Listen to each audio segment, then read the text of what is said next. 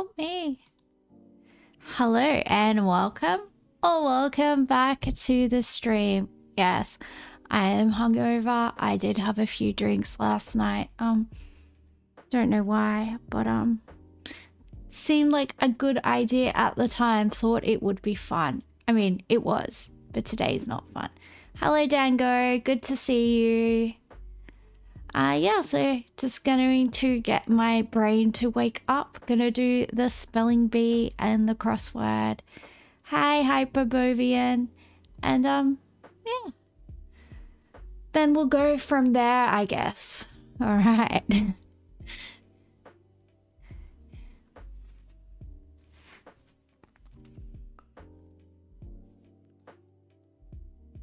All right, so we have to use the letter E.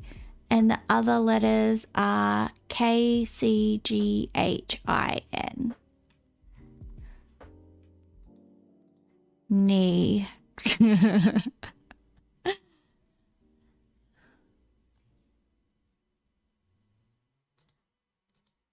Jean.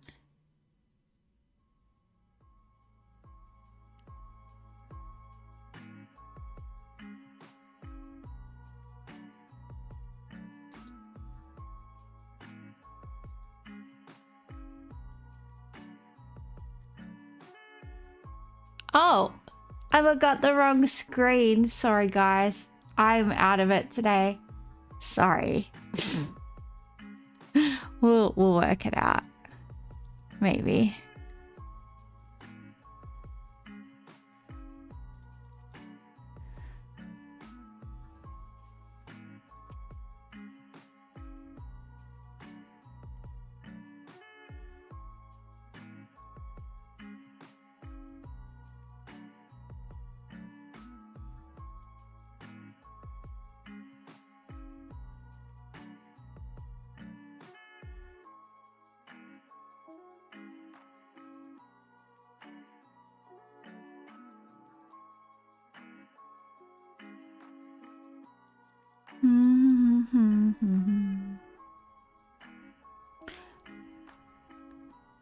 I look like a chicken in my new dress. Yeah, it's got some feathers on it. That's for sure.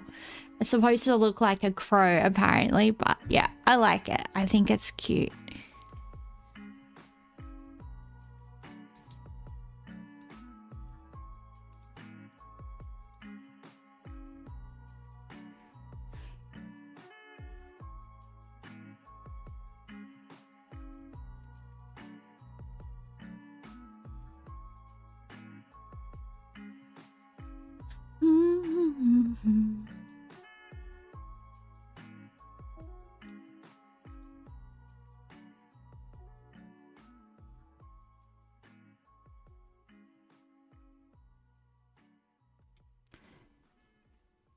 I am having just trouble with my brain today.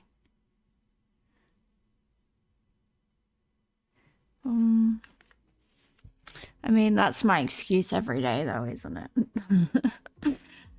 I might just actually be dumb.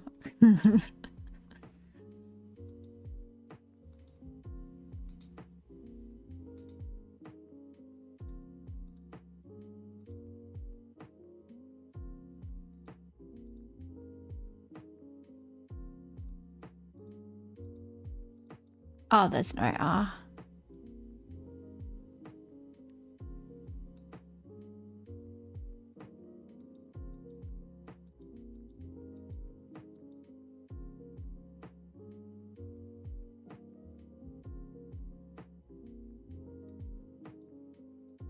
Neck. King. All right, that was that. It's done. We did it. I've got a feeling I'm not going to be good at the crossword today. I have a very strong feeling. The fatigue levels are high tonight, guys. The fatigue levels are great.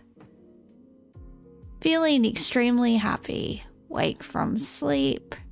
Brand of cinnamon flavored chewing gum.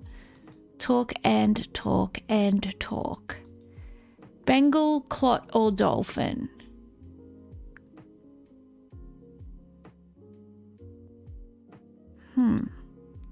TV show ending. Rook to a chess newbie.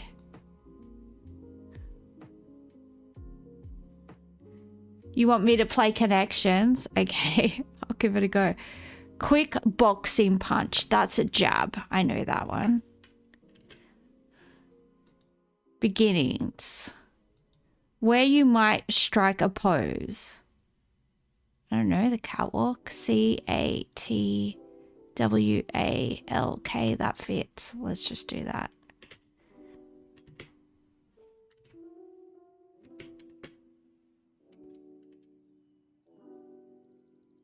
Nickname for a fluffy cat. I don't know.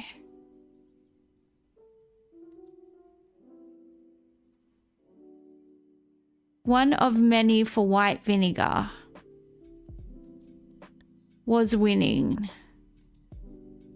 The Bengals, Colts, and Dolphins playing it. Abbreviation. Okay, so I'm guessing these are sports teams. I'm guessing it's like the American equivalent of like the MCG or like the SCG or something. So, I mean, good luck for me getting that. Something DaCosta, director of 2023's The Marvels. Don't know. Harper, who wrote To Kill a Mockingbird. Oh, I know this. No.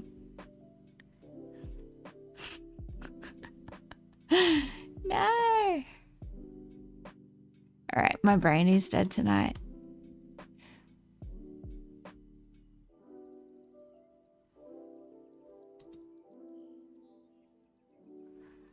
Trying to think what.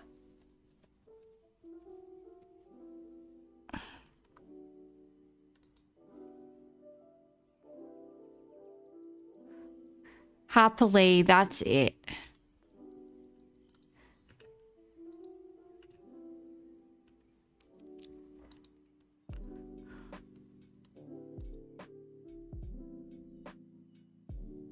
Beginnings.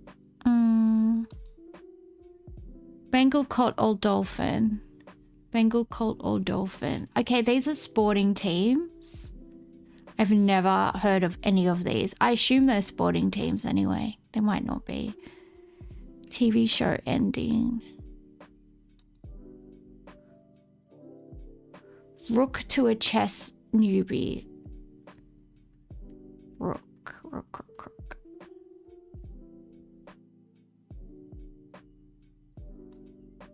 TV show ending finale. I guess that could be it. Oh yeah, they call the final episode. Okay, that means catwalk is wrong. But I mean, it probably is.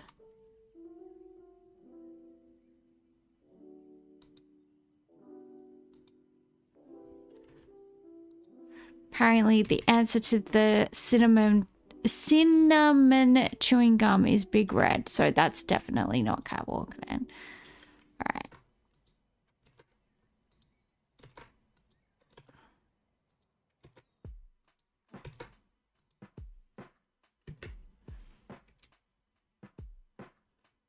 Oh my goodness. I knew I was going to be bad tonight, but I did not know I was going to be this bad.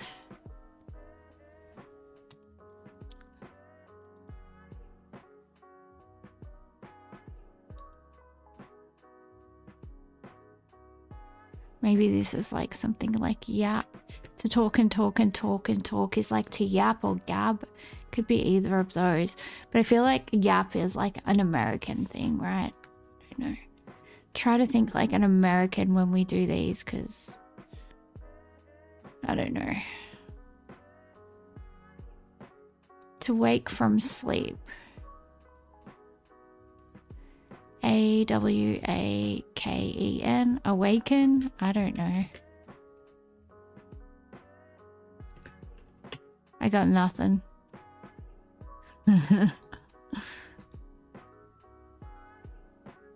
Where you might strike a pose. Where would you strike a pose besides a catwalk? A photo shoot? I don't know. The Bengals, Colts, and Dolphins playing it. Abbreviation. Sports field. Yeah, you're using the new emotes. Yeah. Yeah, I figured out how to turn everything on. Apparently, I just needed to like set up payment. I just put withhold payment and then all of a sudden everything started to work. So guys, I don't think I can finish this. I don't know any of these. I'm too dumb. Feeling extremely happy. Jube. Oh. Jube. No. Starts with a J. Feeling extremely happy. You know what, guys? Some of these are like so American. There's no way I'm ever going to get them. Bengal, Colt, or Dolphin. Don't know. The Bengals, Colts, and Dolphins playing it. I think maybe I've heard of like joyful. That could be it.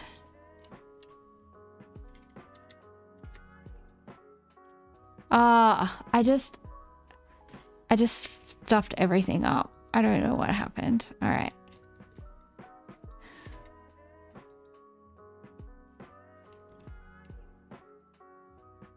I think this is wrong.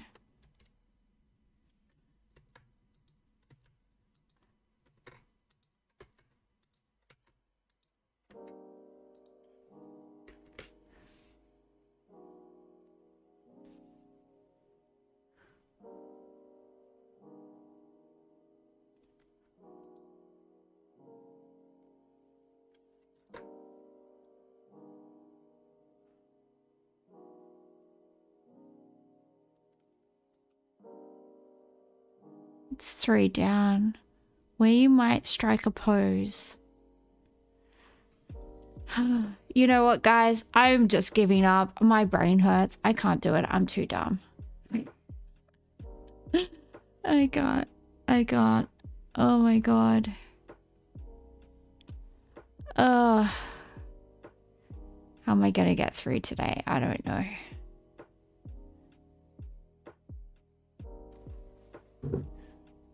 Where's my drink? I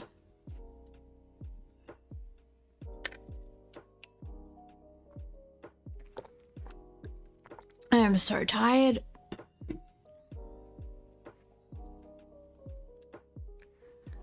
New video from Legal Mindset. I guess we'll watch this, see how we go.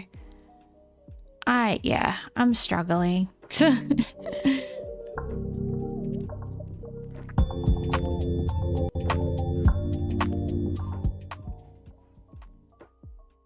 Hank Yu, the top ally of Ramzi Khalid Ismail, aka Johnny Somali, is scared and he is trying to hide. It is, of course, not going to work. We're going to get into it today on The Legal Mindset. We teach you to be your own judge. I'm Andrew Esquire, American attorney dedicated to stopping nuisance streamers like Johnny Somali, Ramzi Khalid Ismail.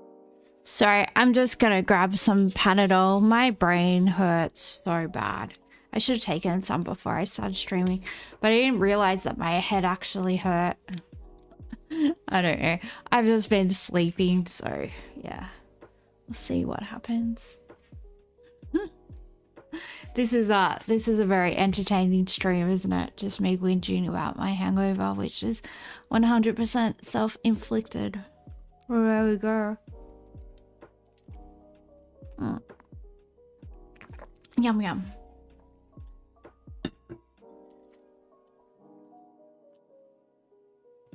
Smile and making sure they face legal consequences. So we're going to jump right into it today on this fast facts video, giving you just the quick and dirty of what is going on in the Johnny Somali Ramzi Khalid Ismail case. So many people for a long time, and myself included, have wanted to direct more heat at the ally of Johnny Somali, Hank Yu, Han Jung Yu. Hank has been a critical figure. Yeah, What is Hank getting out of this relationship? He must have some type of humiliation fetish. It's very, very weird, like, to just completely stick your neck out for this fuckwit. Like, it makes no sense. Like, what's he getting? Does he have no friends? Is he really, like, that desperate for any type of companionship? I don't know, it's kind of a bit sad. Figure in this story. He has pretty much enabled Johnny Somali to not only continue living a relatively comfortable, if sparse lifestyle, but also enabled him to continue streaming when he wants to by providing him things like a phone, a streaming setup, an apartment to live in, giving him a stipend, buying soju for him, pretty much being his sole source of revenue. Johnny is out of money, Ramsey is out of money, and relies on Hank pretty much solely for funding and for housing and everything else. He's even gone so far as to, it appears, provide funds for his legal defense. Now, Hank seems to, after this recent time, and we're going to get into the exact reason I believe why he has gone into hiding. Well, first, and the first update was Hank lost his gym membership. His gym was informed of his relationship with Johnny Somali, Ramsey Ismail, and they decided to terminate his membership. So Hank's gym membership. Oh no, he can't go work out. He's little musculus. He can't go try and build his little musculus. Uh-oh.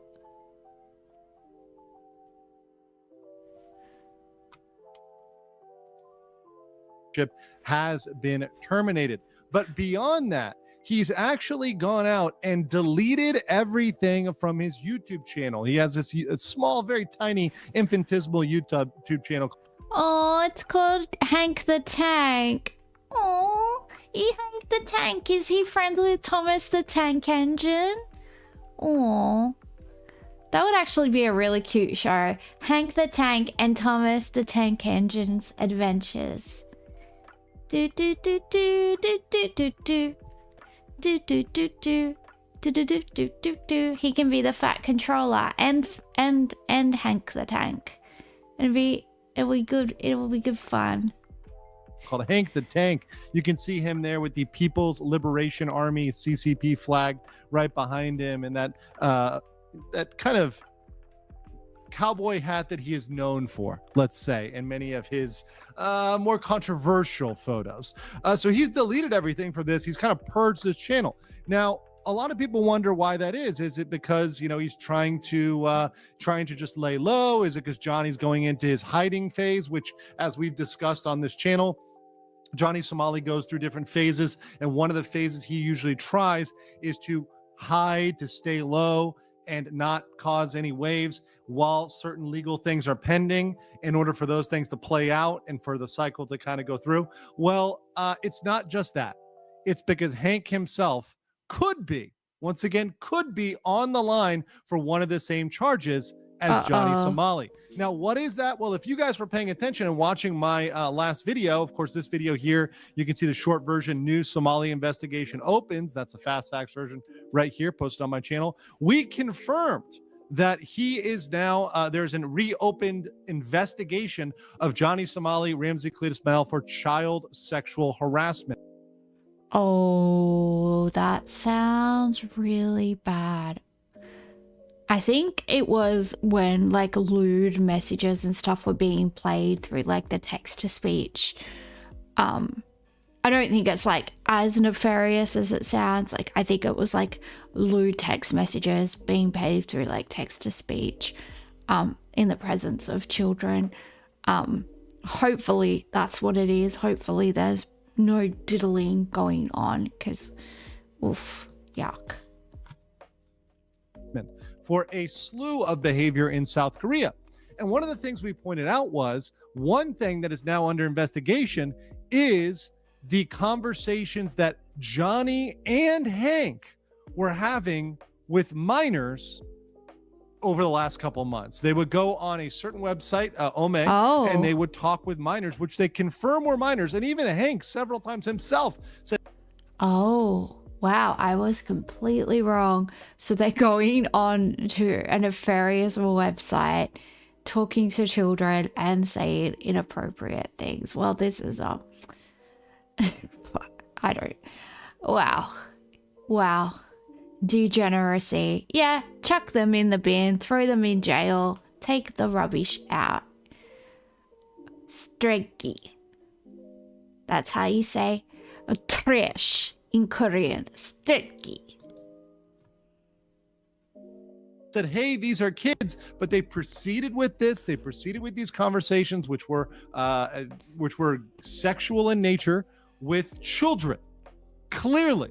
So once again, this is something that they can be investigated for and they can be pushed for. And mind you, child sexual harassment carries a up to 10-year maximum penalty. So that is a very serious criminal allegation that now could face Hank.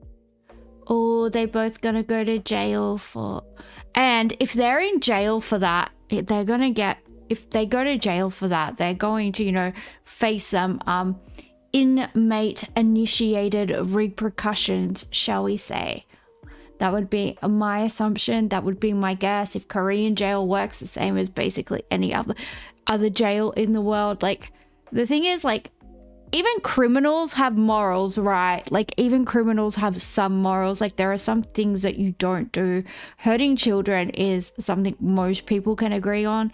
Well, obviously not, you know, Denims and Frogan and all the people that think it's totally fine to call CPS on children because you don't like their dad.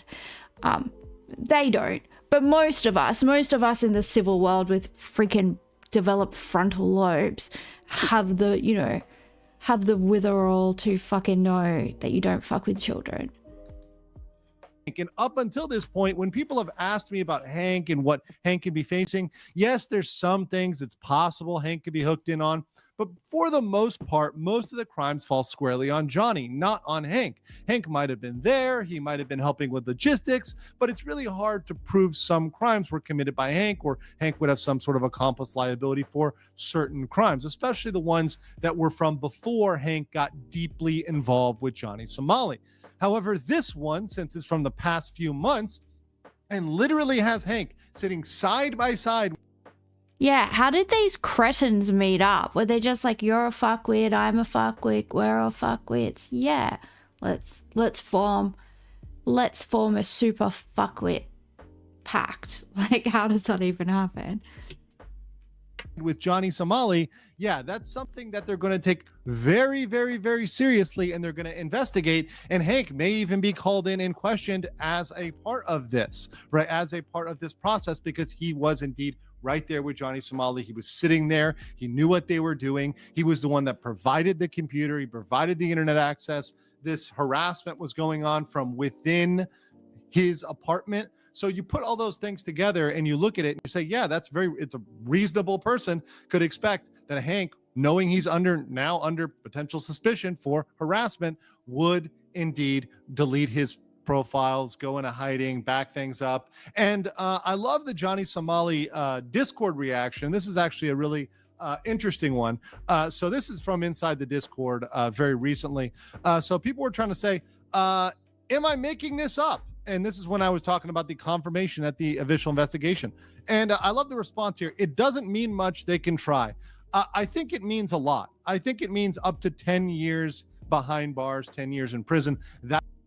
Yeah, and look, like, these are serious charges. Like, doing anything that involves children, especially sexual things that involve children, yeah, that's not something that any society is okay with. Like, you're gonna do some time.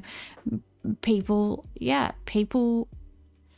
don't like that, and most legal systems around the world reflect that, right? They reflect the fact that this is really, really, really heinous stuff. That is a lot, and they are indeed going to investigate that. That's indeed going to be something that is a little bit more than tried. That's going to be a lot of heat on both Johnny and potentially Hank as well. And I think the real issue here is that this is something they're going to be very harshly scrutinized on multiple accounts. Johnny for Lotte World, for harassing minors on the street, for other instances and altercations, as well as for this online interaction with minors via Ome.tv. and Hank being there for that second one, he's going to be questioned both in relation to Johnny's crimes and his own crimes. So I think that's something that's going to come down on him and certainly not going to look good for him.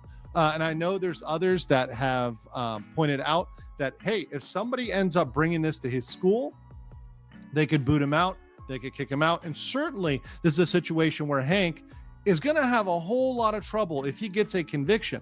If he is ultimately, if a charge is brought against Hank and he has a conviction, well, that's going to affect all of his future employment, right? I'm sure that Korea has like working with children checks or the equivalent. If you've got a charge like that, even a charge, you don't even necessarily have to be convicted. If you have a charge like that, that's your whole life down the toilet, right? There's so many jobs you will be precluded from working.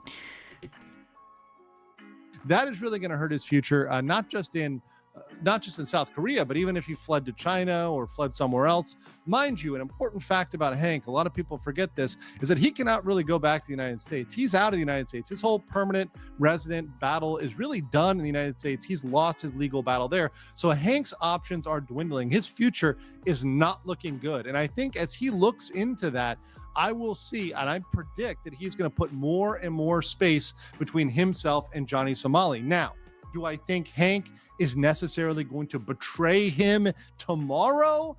I don't think it's likely. I still think Hank thinks that his star is tied to Johnny Somali, at least in the short term. However, I do think in the long term, and hopefully for Hank, he wakes up at some point and realizes that Johnny is going down, Johnny is sinking, and he needs to get off that ship. He needs to try to run off that ship. And perhaps it's not too late for Hank to try to salvage what little he can from this situation. But what do you guys think about Hank? Let me know in the comments below, and I'll catch you on the next one. Are you guys enjoying the stream? Yeah, well, you are the company that you keep. And Johnny Somali, I always say some people are like rocks, right? Or some people are like stones, and they just want to sink to the bottom of the river or the lake bed. And if you hold on to them, you're going to drown. I don't know if that's profound, but it is to me. So there you go. Johnny Somali is a rock. Don't be friends with rocks, okay? Okay, guys? No rocks. Don't go pick up a rock from the garden, put some googly eyes on him and name him, you know, Jeffrey. It's not worth it. Today?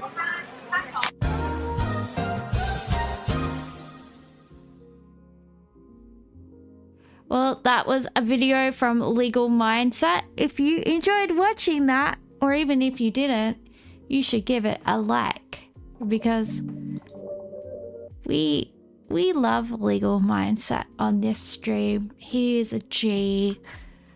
We enjoy it. Ugh. Oof. Well, does anyone want to watch the Tucker and Ted Cruz interview? It's like, it goes for like 2 hours. So if we start it, it'll probably be the rest of the stream. Otherwise, let's just look at these quickly. Going back to what we were talking about last night. Denims is raising money for her defense fund to, I guess, defend the litigation with Ethan Klein. So she's asking for $100,000 US, and she's raised $8,730. Ethan Klein is suing me for reacting to his video on Hassan content nuke. No, he's suing you for not reacting to his video, actually, love, but that's okay. It's okay, words are hard. This fundraiser is to cover any and all legal fees associated with his complaint. His video, and then she just linked it. She couldn't even be bothered like writing, you know, a little report. Like, because if I was asking for people for money, I would put so much effort into the GoFundMe, right? Like, say for if there was anything ever happened and I needed to raise money, she just wrote a few sentences and she thinks like that's okay. Like, I'm a butterface with maybe decent boobs. I don't know. I haven't seen her OnlyFans. She must have something going for her, right? I don't know.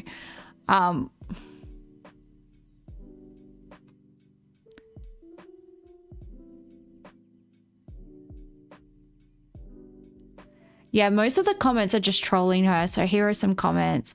Ethan's second mega fridge fund. Can't wait for my king to get vindicated in court. Hey, Ethan, please enjoy these $5. I don't have much money, but after seeing Ethan was suing you to oblivion, I genuinely had to donate to help you out. Perhaps next time you can make a GoFundMe for something else more important. Muffin money. Do you also accept donations in kind? I happen to have a lifelong supply of matzo balls up for grabs. I don't even know what that is. Hey, Ethan, take her to church in court for trying to take your children from you. Enjoy the money and use it for good. So these people already have decided that Ethan's going to be awarded damages, and they're just like saying, yep, here's some money to give to Ethan. I hope Ethan spends this money on Sabra. Sabra is the Israeli hummus, where they made that racial tier list. Apparently, I think it was TwitchCon. I don't know. Will I ever be invited to TwitchCon, guys? Probably not. Yeah, with like Sabra just basically like being a very thinly veiled way of being able to say Jew. Matzo balls are a Jewish soup dumpling. There you go. I'm not rich enough to be friends with any Jewish people. Oh, no, that's not true. I do have one Jewish friend.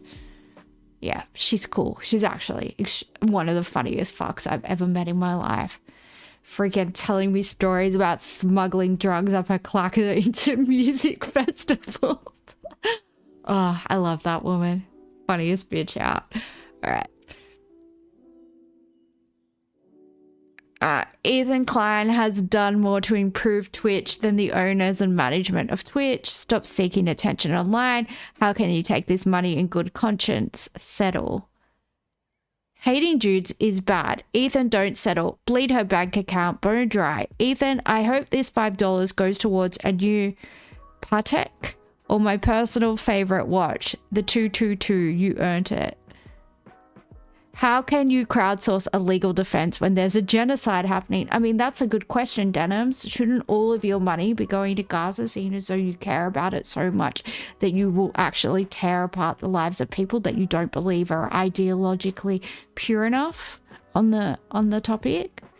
You know, perhaps you should hold yourself to your own standards. That would be interesting. Wait up, no reactions? No reactions to what? What am I thought I was reacting. I'm confused. Now I can finally donate ethically to the clients. Was originally going to donate this to the Children's Cancer Research Fund, but this seems like a better cause. Jam a man of fortune. XQC. Was going to donate to Gaza, but I think you need it more. People are just trolling.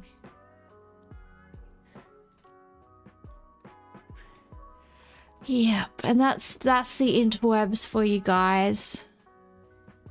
Next up we have Frogan, who is asking for twice as much money as Denims, but Frogan also cannot afford her rent. Apparently she moved from like Michigan to LA despite like not having a stable streaming career. I don't know, I don't know what she thought. I guess she thought maybe it just might come good. So, you know, she probably needs that extra $100,000 to like, you know, pay for. Well, she obviously eats. Like, she's obviously not skipping meals. See, when I was really, really poor, which was, you know, most of my life up until recently, I would always take my rent money out first. And then sometimes I would have like $25 for the week to buy groceries. And it's hard, but you can do it, you know. You can buy maybe some chicken nuggets, some rice, some noodles, you know, some things of fruit and veg. And it's horrible and you have to eat the same thing, you know, for multiple meals and yada, yada, yada. But like, you can do it. And that's what I would do. And, yeah, look, like, it's not going to be harmful for her to be in a calorie deficit. I'm not trying to be mean, but it'll actually be really, really good for her health. Because apparently she's only in her 20s, and that's, you know, if you're incredibly underweight or you're incredibly overweight, that's putting so much strain on your heart. And we like to see people healthy. Like, obviously I have a very serious illness, but you know, I still walk as much as I can. I eat very healthily. I go to the gym. I lift as heavy as I can.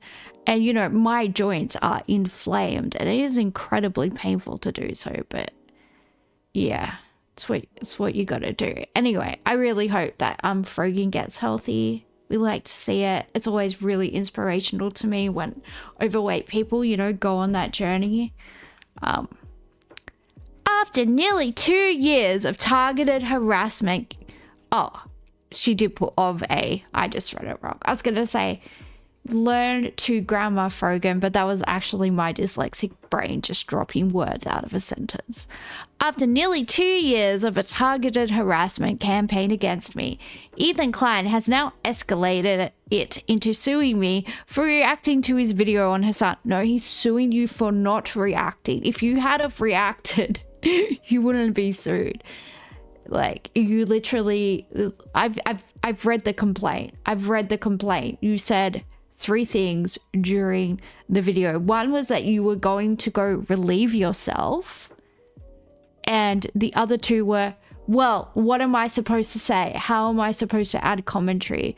Blah, blah, blah, blah, blah. And that's not commentary. So, yeah, don't know what to tell you there, love.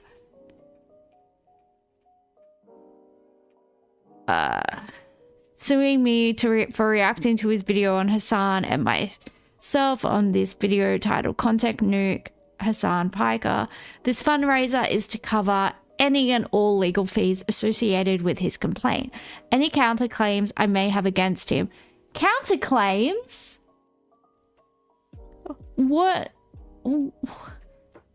I'm racking my brain to try and maybe she's going to go for like some type of emotional damage or whatever for him saying mean words on the internet. But I've heard some incredibly heinous things come out of this woman's mouth. And look, despite that, I wish her well. You know, I think everybody can change. I think everybody can, you know, do some self-reflection. Well, not everybody. Like, there's obviously people with like personality disorders and things like that. I think she's just somebody that's, you know, hasn't really faced any consequences for her actions.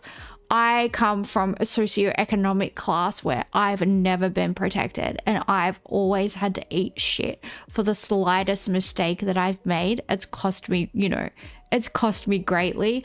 And yeah, I you know, so I do my best not to F around because I know I can't afford to find out. Nobody's gonna help me. Counterclaims I may have against him and any other bills and personal expenses from lost wages and damages arising from this litigation. Doesn't she have like, I think she's only got a few more viewers than I have and I've been streaming for a month. So I don't know, Frogan. Let's read some of the comments. Wow, she's got more money than Denims. She's got like almost twice as much money as Denims. Almost 3 times as much, actually. 21. Yeah. Here is $5 for Ethan. Don't eat it. You are already very fat. This should be dismissed by the court. I can't see a reason it would be a valid case. Either way, you should countersue the same argument for his video about you. He shouldn't be able to sue you for a video that you responded that was based on you. Also, fair use? Question mark? No, perhaps you should read the fair use statute, you dum-dum. Ethan is a creep. I hope he loses again. $100. Ethan is a little rat. You got this. And then this is the girl that I'm most concerned about that was just like ripping her bong like so many times, coughing up a lung. Apparently she uses a vape, not a bong, which is apparently very, very, very bad for your lungs, like worse than smoking. So yeah, and look, like even if you don't have a predisposition to schizophrenia in the family or something like that, I think just doing that much of any drug, you're at the very least at risk of like drug-induced psychosis, even if it's, you know, transitory. But sometimes like these things can be permanent. So please stop smoking so much weed, sweetie. Just, it's not good for you, please. Ethan Klein is suing me for reacting to his video. No, he's literally suing you for not reacting to his video. Ethan Klein is suing me for reacting to his video on Hassan Content Nuke, Hassan Piker. This fundraiser is to cover any and all legal fees associated with his complaint. So she's only raised $2,400 and her target is $100,000. And yeah, it looked like these people, they can't even be bothered, you know, writing, you know, paragraphs. It's just a sentence or two. Like, they don't respect you. They just expect you to give them money. Like, I come on here and I stream for hours for free. And look, like, if one day people want to give me money, obviously, I am a poor little cripple girl. I will take it. I will take it with joy. But yeah, like, just this entitlement to people's money is insane to me. Words of support. Bong water for $5. I hope this donation finds you a good rehab center after Ethan takes your bong away. Thomason Wright for $100. Ethan, remember when Healer had access to a button that played cricket sounds? This is my campaign to bring it back. Faith Andrews, $5. You got this girl. Okay, so that was actually a sincere donor. Deanna O. I hope Ethan and his settler lawyer are embarrassed. How do you know that his lawyer's a settler? That's like a very specific thing, right? That's like a very specific thing of like going and just going onto Palestinian land and like building a dwelling and saying this is mine now and essentially like annexing it for Israel. That's a very specific thing. Do we know the name of the lawyer? I mean, he could be a settler, but then how is he practicing law in the US? Doesn't really make sense. Or is that just a euphemism for a Jewish person? Is this just like some anti-Semitic dog whistle that I'm not aware of? It could potentially be. Look, like, I am not a fan of the Israeli state by any stretch of the imagination. I think they're evil. I think they're just as evil as the American Empire, if not more.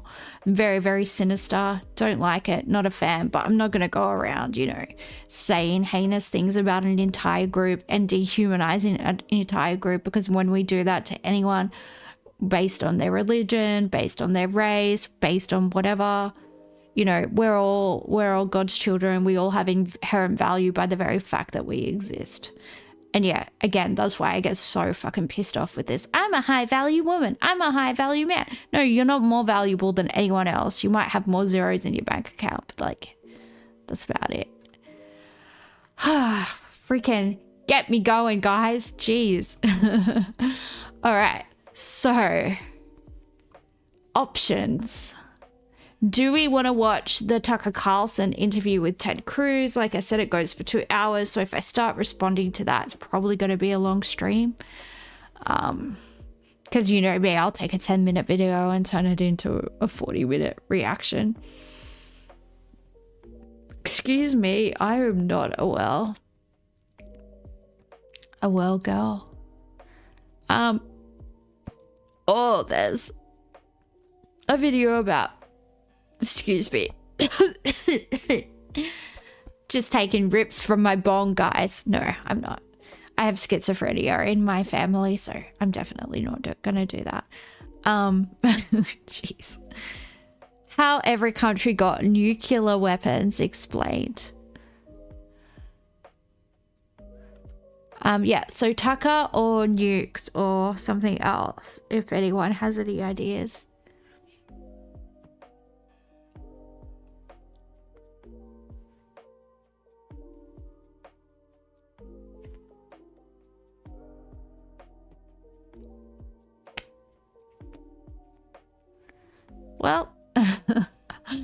don't know what to do.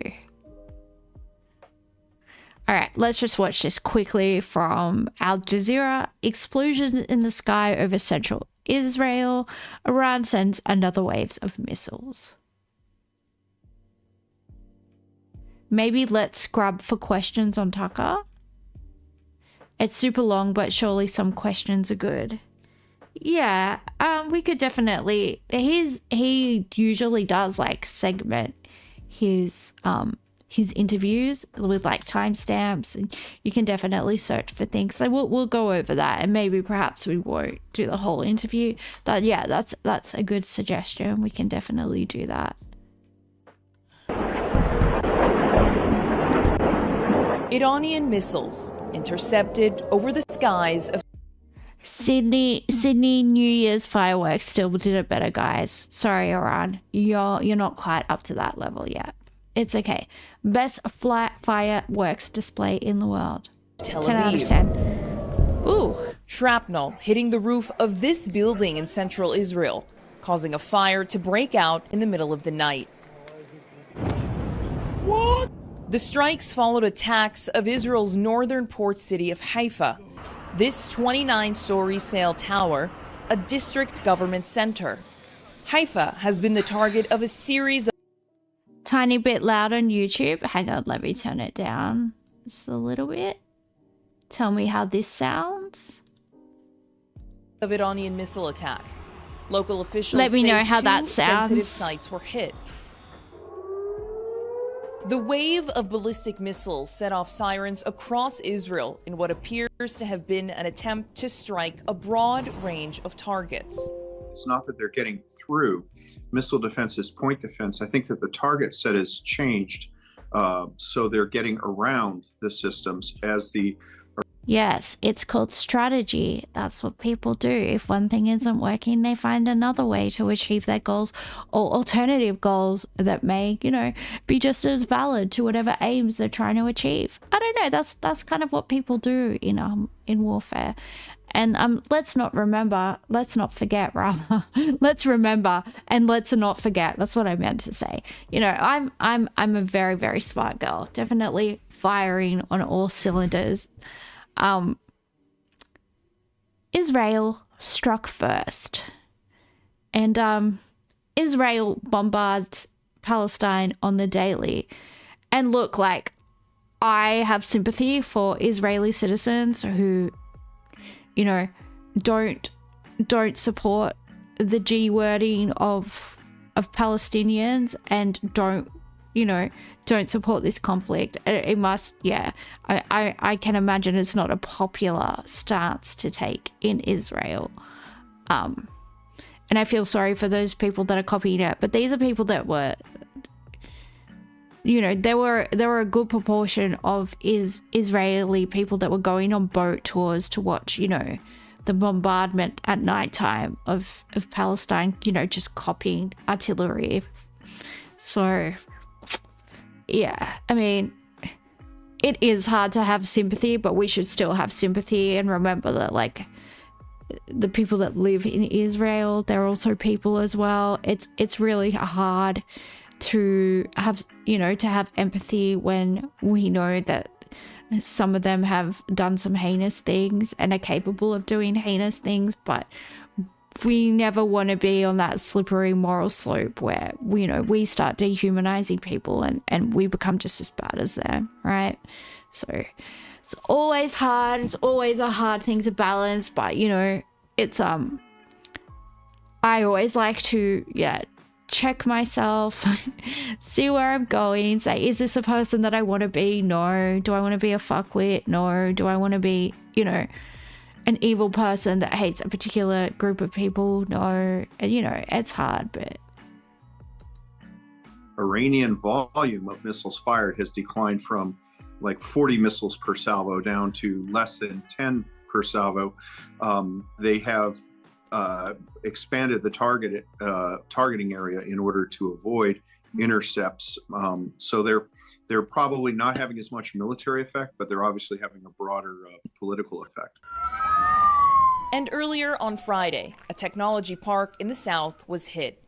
Inside it is the Israeli military's C4I branch, an elite unit that provides technology for Israeli soldiers in combat. Benjamin Netanyahu says the war will go on as long as it takes, with or without increased U.S. support. I always forget his name's Benjamin because I'm so used to hearing Bibi. Bibi. Bibi. Bibi. Fuck me. The goal that I set is to destroy the Iranian nuclear weapons program, and we have the capabilities of achieving it. The United States makes its own decisions. President Trump is a great leader for the world, a great friend of Israel, and a great leader for America. He'll decide to do what's good for America. We do what is good for Israel. Several people at this location in southern Israel were injured. The country's military censor pre-approves publication of video like this from international news agencies, making sure that the exact location is not revealed. Israelis stuck abroad are now beginning to arrive home by air and sea. Support for the attacks on Iran remains strong in Israel, with the latest polls showing 83% of Jewish Israelis approving. Okay, that's kind of deranged behavior. That's like I've gotten off a plane at Sydney Airport before and just like gotten out, and like this was when I was younger and I didn't have a lupus diagnosis.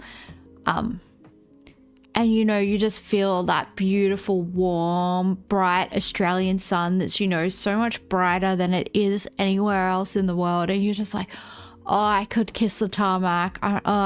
Just, you hear the birds, you hear that beautiful magpie warble, and you're just, if you're not Australian, like the sounds of our birds, it's something that is so unique to us. And it's just waking up to that. When I'm overseas, I will just listen to Australian bird noises sometimes, and I'm like, oh, I still call Australia home. Yes, we do. We are a very, very lucky people to live in such a majestic country. But yeah, I'm still not going to I've never been on a cruise, but I definitely would not like be kissing the ground at Circular Quay. It was pretty gross, pretty gnarly, dude. Yeah. Speaking of cruises, like, I just don't understand. Well, I understand the concept. I just don't understand the appeal. Like, because even healthy people get sick on cruises, right? Because, like, I know Legionnaires' disease and things like that are very common. I know when, like, the coronavirus kicked off, a lot of infections were being perpetuated on cruise ships as well, because you're essentially on a floating petri dish, right? And you can't escape, and all the air's recycled, all this dirty germ infested air's recycled and blown into your room, and it's just like, oh, and then you like, they have a new little infirmary there, and then all the like plagued people are in there. Oh, I just can't think of anything worse.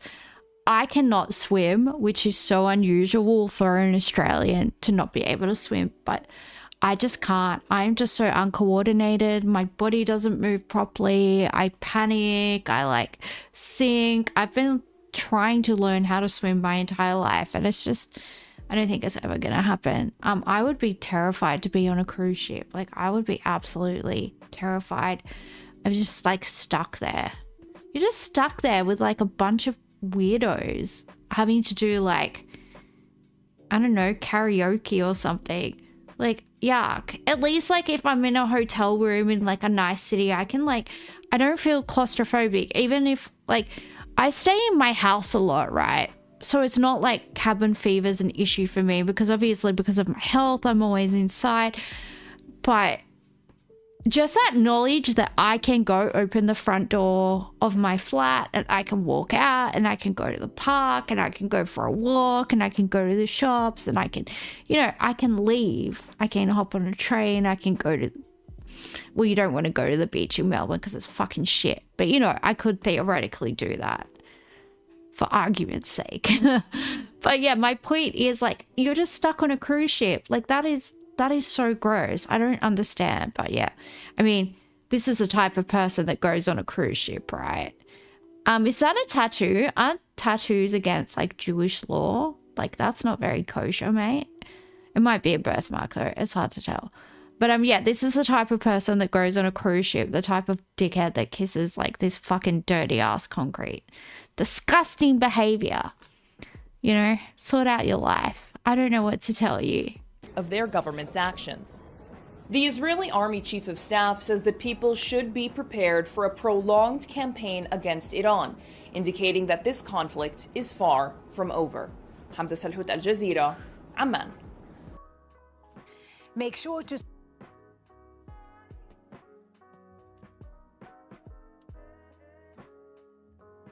All right, so we'll go into the Tucker interview and we'll kind of see. Yeah, he always segments his videos. So why does Cruz want regime change in Iran is the first 3 minutes. Then we've got, is the US currently acting in its own best interests?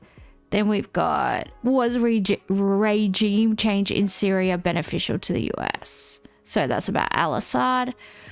Was the Iraq war a mistake? These are all really good questions. Why aren't US politicians focused on fixing America's problems? We can probably skip that. How much money is the US sending to Israel? That's pretty good. Does Cruz think it's okay that foreign governments spy on America? How much money has Cruz taken from AIPAC? Well, I think most of these questions are probably really good, to be honest, guys.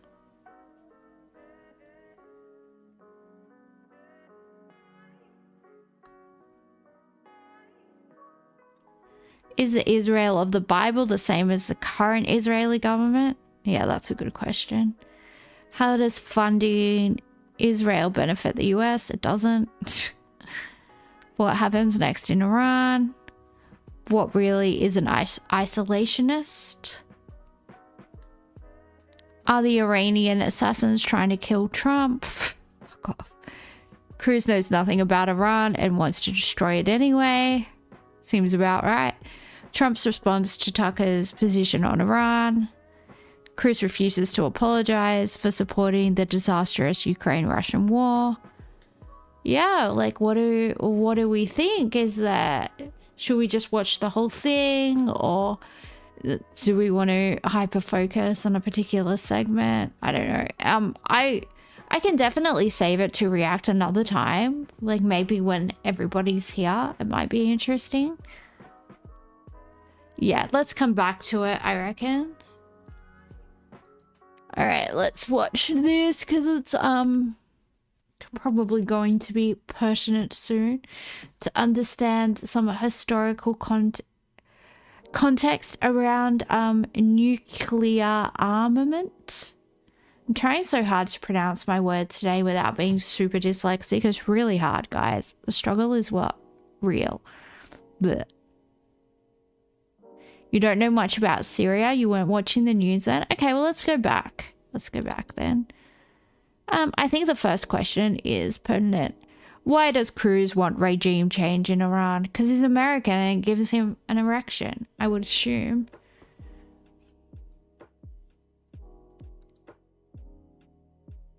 Senator, thank you very much for spending the time to have this conversation. It's good to be with you. So you've come out for regime change in Iran, as distinct just from taking out the nuclear sites.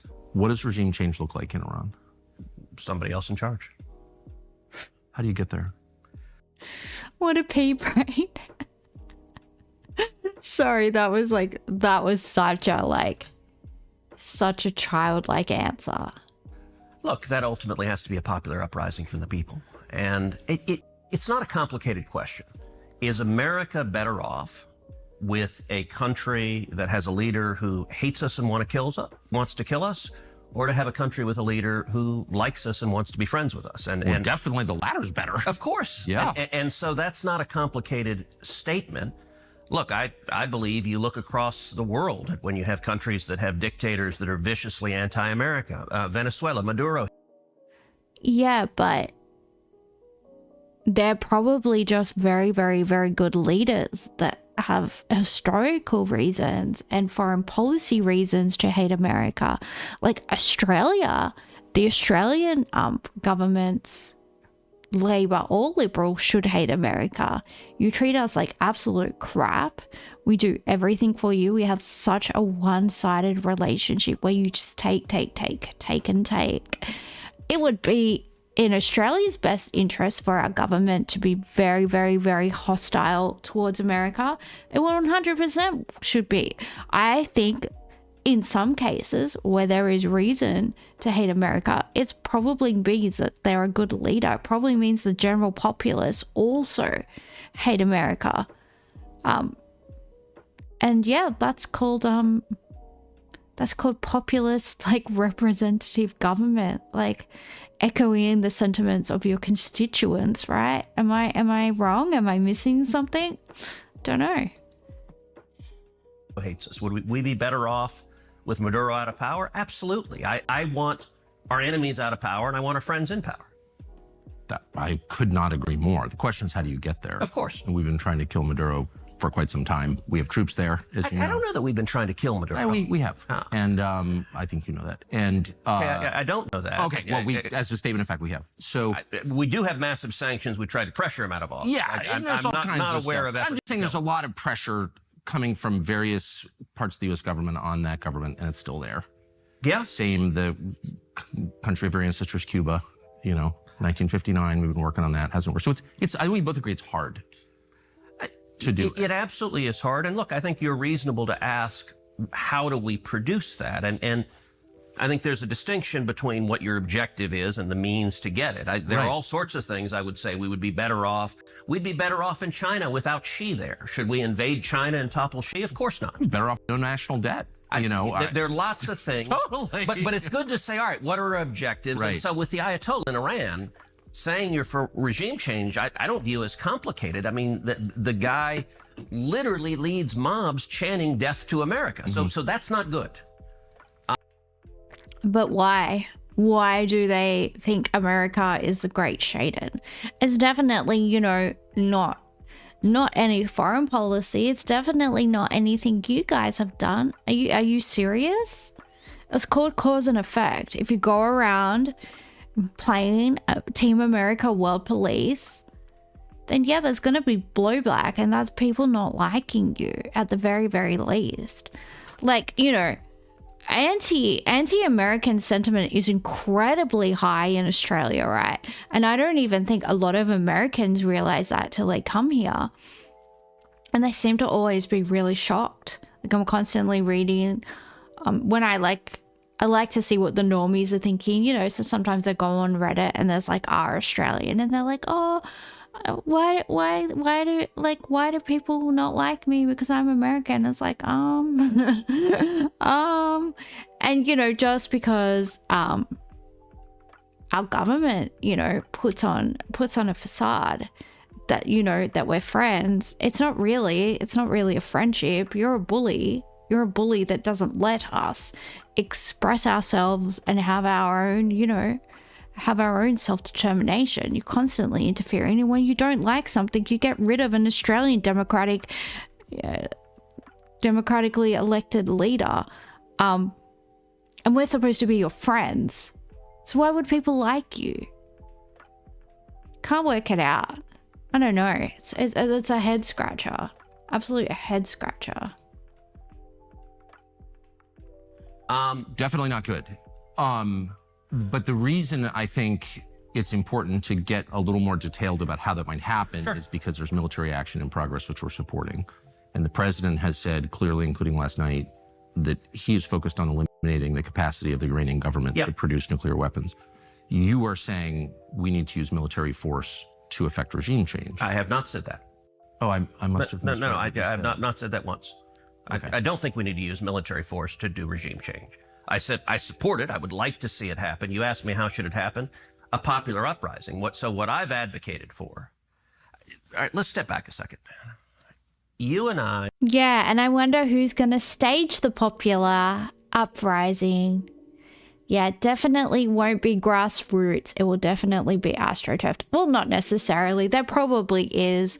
There probably is a want to return to maybe a slightly more liberal government, small L liberal government in, you know, kind of resembling a kind of slight, you know, freer society that was in place in Iran before the 1979 Islamic Revolution. I don't doubt there are people, you know, 1979 wasn't that long ago. Like, there's definitely still huge swathes of the populace that remember, or they can see photos of their mum, you know, wearing a miniskirt back in the day, and they're like, oh, wow, you were able to do that? You were able to, like, wear your hair out and, like, go partying and, like, have fun. There probably is. But yeah, I just don't trust whenever America's, you know, they are known for faking these kinds of things, for instigating these kinds of things. It's when America's involved, I am very, very loath to think that it's an organic movement, because these fuckers be out there doing fuckery, guys. Don't trust them. We've known each other a long time. I would say we agree on about 80% of the things on Earth. For sure. And there are a lot of things, and we can get into the nitty-gritty of foreign policy as much as you want. There are a lot of things on which you and I agree, not just a little bit, but violently. I totally agree. I was rooting for you in your last campaign, for sure. Well, thank you. Look, you have been heroic on the border. You've been one of the clearest and best voices in the whole country on securing the border and on the absolute crisis we're facing. And in Texas, I see it and live it every day. In COVID, in fact, you may recall, in the middle of the COVID lockdown, I was out walking my dog. So he's just licking his asshole. Okay, let's skip. Is the US currently acting in its own best interest? Don't care about your country. Was regime change in Syria beneficial to the US? No, the answer is no. Bashar al-Assad should have been left alone. Don't judge non-Western leaders by Western standards. Yeah, I've got a lot to say about Bashar, but let's go. Today. The question is, are we watching that now?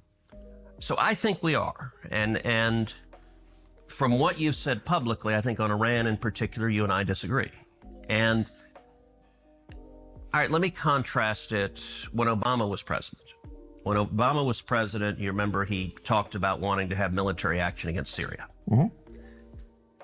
And at the time, I tried to keep an open mind to it. I said, okay, let me listen to the commander-in-chief, describe to me how this is in America's interest and what your plan is. And Bashar Assad was a bad guy. He was killing his own citizens, and he had chemical weapons that were very dangerous.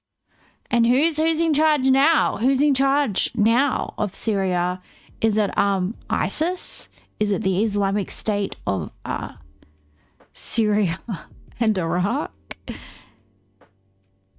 You know, under Bashar al-Assad, like, people, Christians and Muslims could live side by side. You know, a lot of this is American propaganda. If you watch the mainstream news, you could be easily swayed into thinking any of these things are true. But I think let's see if there's something by John Pilger about Assad. I think there is. We always go back to the great Aussie legend John Pilger. If you're not sure what to have an opinion on, you always can just copy his opinions, and you'll usually be golden.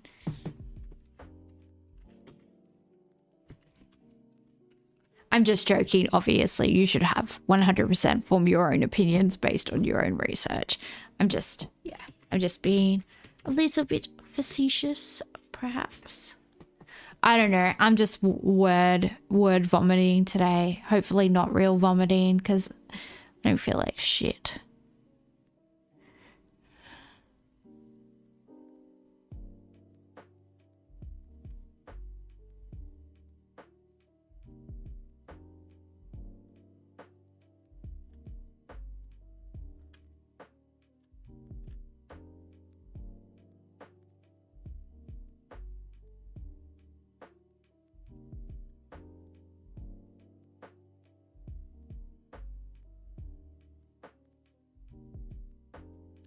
Can't find anything long. This is the longest one. It's from Russia Today. Yes, I am a Slavic agent of chaos. It's in my blood, baby. Without the support of these three countries, without the arms that have been given to ISIS, either they've been given directly to Jabhat al-Nusra and have gone to ISIS, or they've gone the other way, or they've gone to the Wahhabists in Saudi Arabia and in Qatar. But the French, the British, the Americans, and the Turks have all supplied those who have kept ISIS going. You know, if David Cameron had won his Commons vote a couple of years ago, ISIS would now be in charge in Syria. In other words, the Middle East... So he's just basically talking about the West giving resources to ISIS and creating a monster that they can't control. Essentially, what's happening here. Multi-ethnic, multicultural state would be finished. And these... Yeah, and look, like, don't judge a country like Syria by Western values. It's not a Western country. They're perfectly, if the people of Syria wanted to change that, they would. Yeah, it's not for us to say my way of life. I don't go, oh, my way of life is the way everybody should live their life. No, you have your own culture, you have your own customs, you have your own, proclivities, you have the things that you enjoy. Like, maybe you don't want to sit there. Like, imagine if I was like, everyone has to sit here and binge watch Korean, and everyone has to spend an hour on Duolingo every day learning Korean. Like, no, do you want to do that? No, you don't. Do I want to do that? Yes. But, like, that's me, Probably a bad example, but I have brain rot. I think I'm actually going to finish the stream after this because my headache has turned into a migraine, and we don't really have that many people watching, I don't think. So I don't think it'll hurt. The main thing is that we got up and we streamed and we tried. These fanatics would be in charge, and that would be thanks entirely to Western actions. Western actions that are reinforced by our propaganda. Yeah, well, that was 2013. Duma in... And all of the anti-al-Assad rhetoric is 100% propaganda. It's 100% propaganda. Like, compare like Israeli leaders to al-Assad, and the way that, like, Syria wasn't an apartheid state. Christians didn't have less rights than Muslim people there, or vice versa.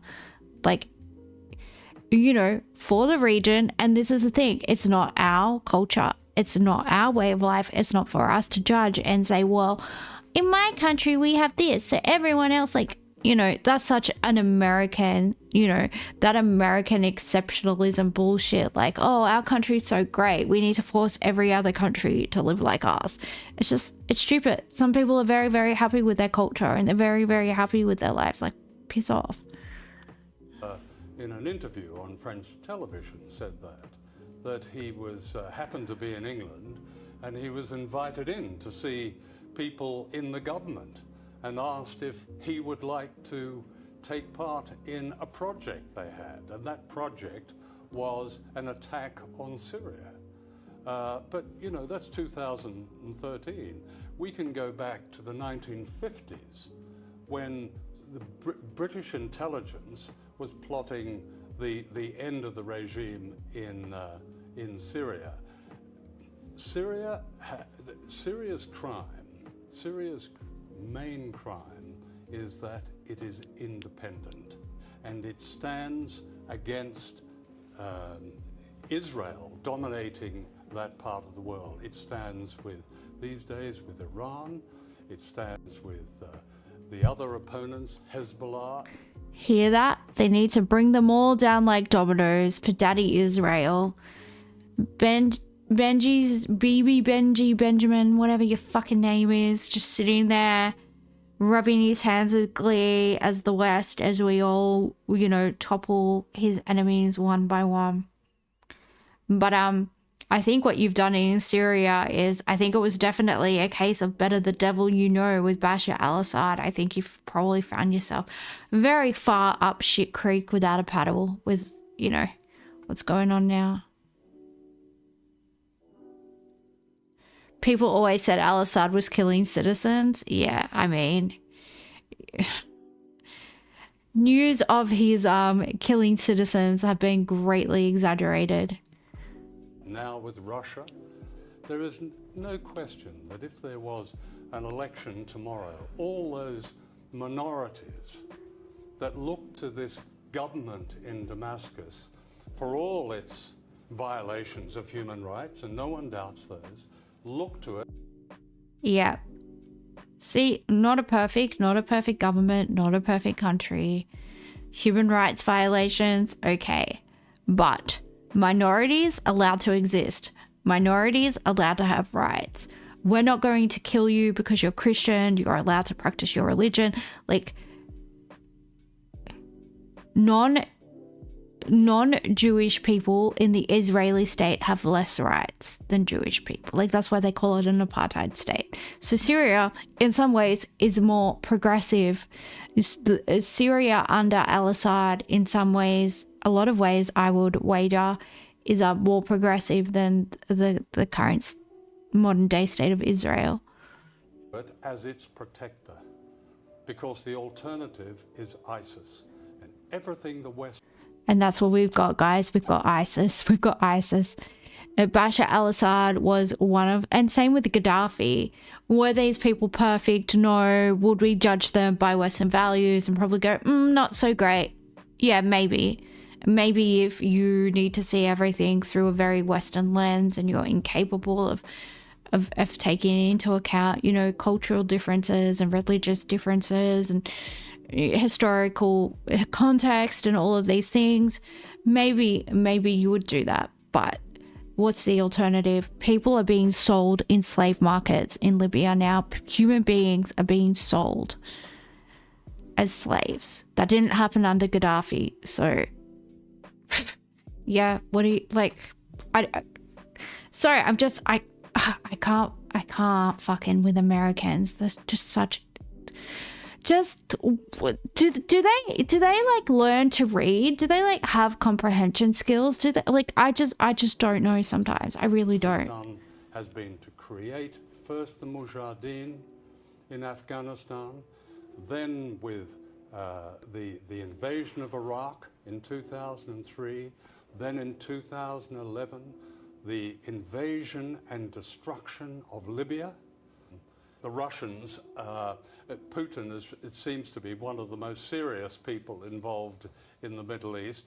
He pointed out that the long lines of trucks, ISIS trucks that are stealing Syria's oil, haven't been bombed haven't been interdicted during the so-called. That's a very interesting observation, isn't it? The oil trucks, they're fine, guys. They're fine. I wonder why that is. I don't know. Food for thought, guys. Western war against ISIS. The Western war against ISIS has been a farce. While feeding the monster of the fanaticism through Jabhat al-Nusra, through ISIS, apparently through something called the Free Syrian Army, which as we now know doesn't exist. Doesn't exist. But now we have right across the board, and that includes serious papers who claim to their readers that they have some gravity, some conscience, like The Guardian, being part of this orchestration, for the escalation of war in that part of the world. And never forget, it doesn't matter if the media that you are consuming is left-wing, right-wing, blah, blah, blah, blah, blah. It's all propaganda. The media class are the propagandists of the ruling class. They have just as much contempt for you as anybody else. They particularly probably have more contempt for you know, the proletariat of other countries, probably even have more disdain for them than they do for you. So when the Guardian suppresses comment that that it should be patently obvious to anybody that it is the West that has created this monster of killing and suffering and of dispossession in the Middle East. But the propaganda is even more lethal because it comes from sources of news that have credibility. Yeah. Who set it up. And we've seen this support for fanaticism, Islamic fanaticism, by Western governments, right, and go further back. Go back to the time when the Muslim Brotherhood, at its most fanatical, was given a place to organize in the offices of the Suez Canal Company, then controlled by Britain. Read Mark Curtis's extraordinary book about... I would recommend, and I know most of John Pilger's documentaries are free domain, because that's a type of work that he did. He crowdfunded, and then he just really wants his work to be shared. So they're not copyrighted, so we're not gonna get Ethan Klein, guys. I think maybe looking at his work, it definitely is very interesting. He's very, very, very thorough in the way that and very, very approachable, perhaps for people that aren't, necessarily well versed in history and geopolitics and things like that. I think it's like he makes it like very approachable, very like entry level, very easy for like a lay person to follow. So I would really recommend John Pilger's. Look, like there's the book form and the documentary film, most of his form of his books, most of his I like to read books, so I've got most of his books. But if you're not a reader, and I know some people have trouble, reading, it's something you really need to like train yourself to be able to sit down and do it. If you don't do that, it's very, very hard to sort of get into the flow of reading books. But you can always just pop on a documentary. They're incredibly thoroughly researched. They're very comprehensive, and they're very easy to digest, and you don't have to come in with like prior knowledge of a situation because they're very like comprehensive. And just in a way that's like really easy for lay people to understand. So this alliance between imperial Western governments and Muslim, and the creation of Muslim fanaticism, while doing that, demanding that the one government that could stand up to them, that's in Damascus, be overthrown. The wish list is, at the top of the wish list is there has to be a concerted effort, clearly, to stop the destruction of Syria, the final destruction. The second priority should be all the parties negotiating a way to deal with ISIS. I can't imagine that happening.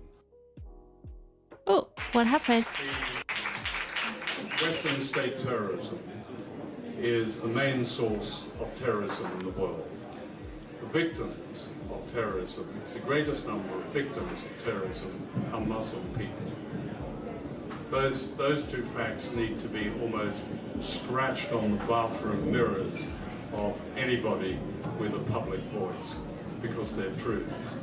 The other point I wish to make is that, unfortunately, because there is really no free information available in the mainstream in Australia, you haven't heard that ISIS is on the verge of defeat. The corridor to Turkey has been closed. The Syrian army has effectively defeated ISIS, backed by the Russians. Well, that was then, this is now, isn't it? Iran. Whatever Australia does there is beside the point. So I would think... Australia should be doing absolutely nothing there. Australia is the southern hemisphere. Our closest neighbor is Indonesia. Why we would be in like the Asia Minor, North Africa region, fanging around, absolutely nothing to do with us. These people, you know, should be free to live the lives that they want. If they want to, you know, instigate regime change or whatever, you know, go with God, stay the F out of it, you know? As far as Syria is concerned, and this is not as far as Iraq is concerned, but as far as Syria is concerned, I think ISIS, I dare to make a prediction, I think ISIS will be defeated, and that defeat is happening now. It seems as though it keeps appearing a power vacuum that just, you know, ISIS are filling that, but it was created after a previous withdrawal. I mean, I think there's a lot more to the story than just defeating terrorism. ISIS was created, ISIS is not much different from the Mujahideen in Afghanistan and CIA, baby. The Al-Qaeda in Iraq, the various tribal groups who had affiliations to Al-Qaeda and others in Libya and in Syria. All these places are... This is politics in the pub, and I can imagine like my dad with his little friends sitting around. I don't know. It's very endearing. It's very endearing. This is like a type of Australian accent you don't really hear anymore. Obviously, John Pilger passed away a few years ago, well into his 90s. But this is like, he grew up in Bondi, and I just can't imagine. Because have you guys seen like Bondi hipsters? That's like the accent that's in Bondi now. And this is like, I don't know. It still sounds rather like, I don't know, it still sounds rather like regal to me. It's definitely like a lot better than my little nasally ochre little accent I've got going on, but... Are places where we, quote unquote, have destroyed societies. There was no jihadism in Iraq when I drove the length of Iraq shortly before the invasion. None. And I America created it. There was no jihadism in Libya. Yep. When it was controlled and run quite successfully by the dictator Gaddafi. And there was no jihadism in Syria before it was imported in the guise of a rebellion in Syria. So I think the most important thing is we do have to look in that bathroom mirror, in that mirror. We talk about them constantly. We have to talk about us. Yep. Beautiful. Well, there you go, guys. That is food for thought. I actually am incredibly nauseated. I have a migraine. I think I did pretty good to hold out for 1.5 hours. I will be back tomorrow. Hopefully with a full stream, hopefully feeling a little bit more refreshed. But yeah, that's what a very smart, very informed, very well-traveled, this guy's been to all these places, he's spoken to the populace, local populace, like he's you know, he's not like Hassan, an actual on-the-ground journalist. So yeah, well, thank you for hanging out, guys. Yeah, the struggle is real out here on these hungover streets. See you next time. Bye.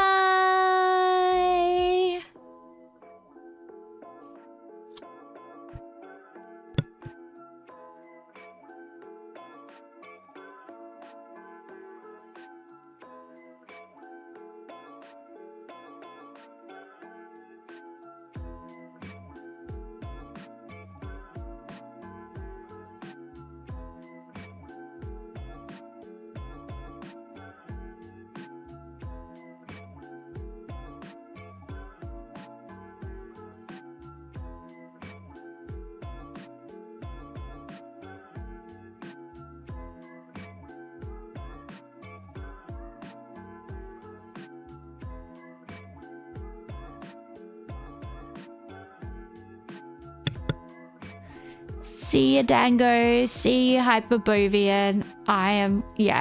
I'm out of here, guys.